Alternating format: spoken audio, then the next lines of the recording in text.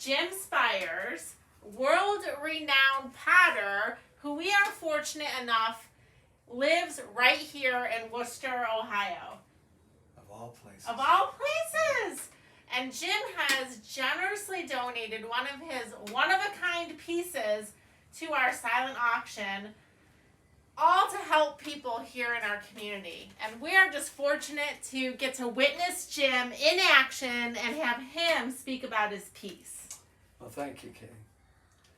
This is generally a jug, a two-handled jug, very reminiscent of a lot of the early storage vessels that you see in the South. Oh. And I've spent a lot of time down south with the old traditional potters and the face jug makers. Yeah.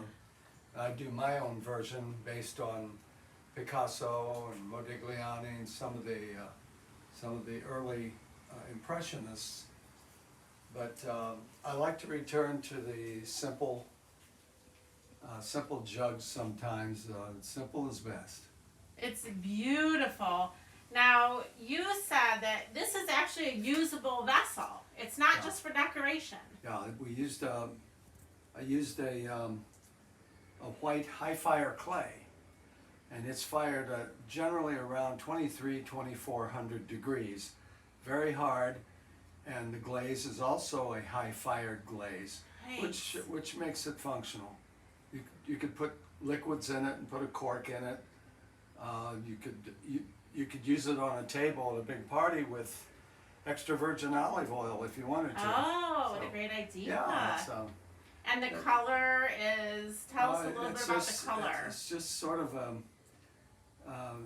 southern jug brown, although this one has a bit of red tint in it.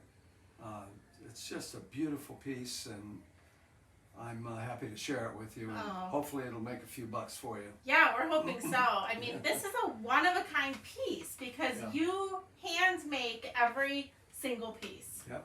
There's not going to be two that are alike. No. That's amazing. I hate repeating myself. And my potter's mark, it's an old English typeface. The S is always on the front. You can tell it's my piece because of that S. On the other side is always the year. That's a price tag there. But this is a 2002 piece. And then I stamp it, Worcester, Ohio, 44691. Use a permanent ink to sign it, and the month and the year. Now there's another little known fact about all of my pieces, and that's that I put some chatter on the base. That's I actually, as it's spinning before it comes off of the wheel, I actually touch one of my tools to the edge of that, and it starts bouncing, and it leaves this chatter effect. And it's absolutely beautiful. It is. It's a decorative element, but it's a even signature. a blind person could tell that this is a Jim Spires piece. Oh, very Because as far as I cool. know, I'm probably one of the few, if not the only person that puts it on there. It used to be when you'd get chatter, it was a sign that you weren't holding your tool right. Oh. And they considered it a deformity on the piece. I use it as a decorative element and to verify that it is one of my pieces. It's beautiful. And you're going to demonstrate for us how you make some pieces. I'll take this so it doesn't get dirty. I'm going to use a brown clay right now, which is a low fire clay. Many of my pieces are done low fire, so I can use my signature red glaze. That's probably what I'm most noted for. Okay. Is my brilliant reds, because it's very difficult to get reds. But you can only fire the reds, most reds. There are a couple you can high fire, but most of the reds, because of the chemistry, you just do low fire. Oh. But I'll very quickly make a simple shape, Okay. and then I'll put some chatter on it while you're watching. Okay. Thanks. Excuse me. I talk too much. Always use water to lubricate the thing. This is the centering part. And if you aren't the lucky one to win this jug, Jim actually sells his pieces. You can come to his shop, or we've tagged him in Facebook. You can go to his Facebook page and check out pieces and purchase them directly from Jim as well. And I'm at 3340 Burbank Road, just down the street from Bueller's, Milltown. Yeah, across from the new police and fire department. Right. Yes, in fact, I sold them my little farm there. Oh, to make that. To make the police and fire station. And the young man that owned this place didn't want all the noise. They don't make any noise. No, they're pretty quiet. I rarely hear them. That's amazing. But that's how simple it is to make a piece. Simple for you. You don't want us getting our hands in there. So, did you go to school for this, or are you self-taught? I'm mostly self-taught. That's amazing. But we had an interim term when I was going to undergraduate school in Arkansas after I got out of the Navy submarine service. I went to school from my bachelor's degree on the GI Bill. And on one of our interim terms, which was between the two semesters, there was a 3.5 to 4 week term where we could study anything we wanted, and they had a potter's wheel and a kiln in the art studio, but there was only one art teacher there, and he was a painter. So he taught me how to paint, and I wanted to make pottery. So they called in a fairly well-known southwestern potter, David Greer.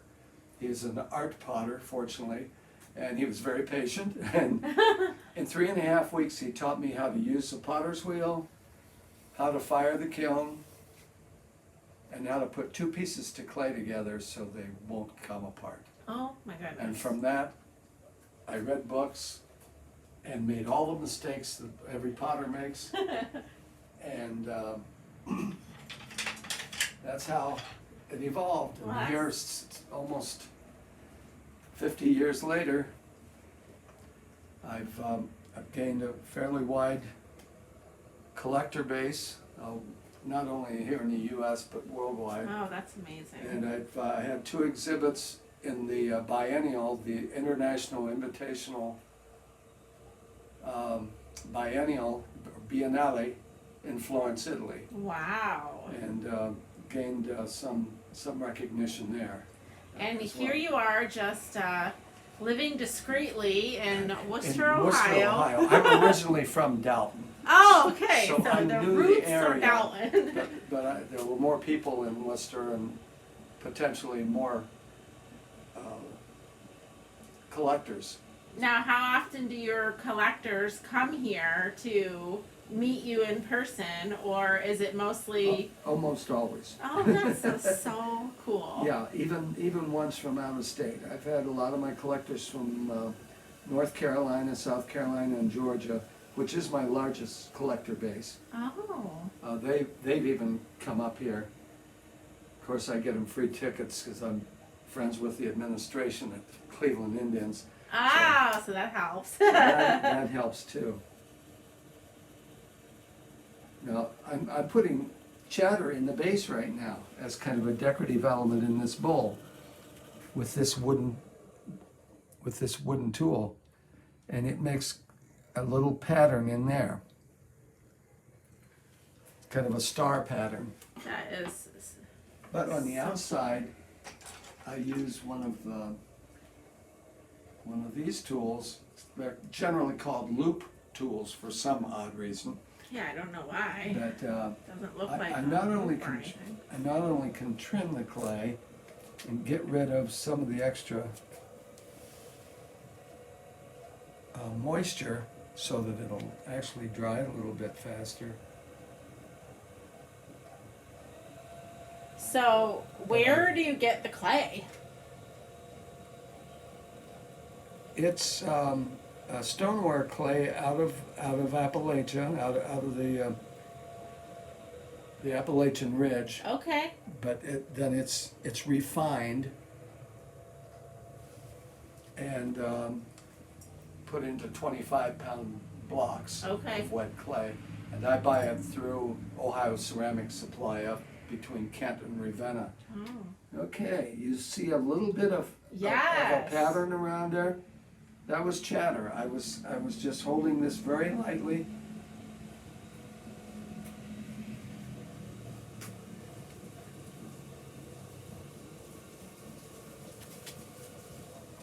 Well, that is And it makes a little pattern around it. beautiful.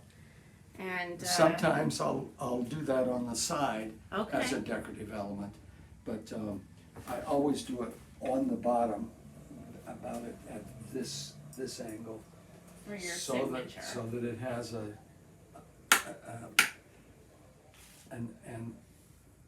kind of a little decorative. it's not only decorative, but it's something that identifies my work right in the piece. So good luck with this. Thank you for donating it. We're hoping it sells for hundreds of dollars. Well, I have collectors here that watch Good. for opportunities. Good. Yeah, I donate to a lot of organizations. You here sure in do. town. You're very philanthropic with your talents, and we appreciate it so much. And to those watching, bid today. You know, the silent auction ends October 31st. So get your bids in today, and maybe you can be a new Jim Spires collector. Good luck. Thank you, Jim.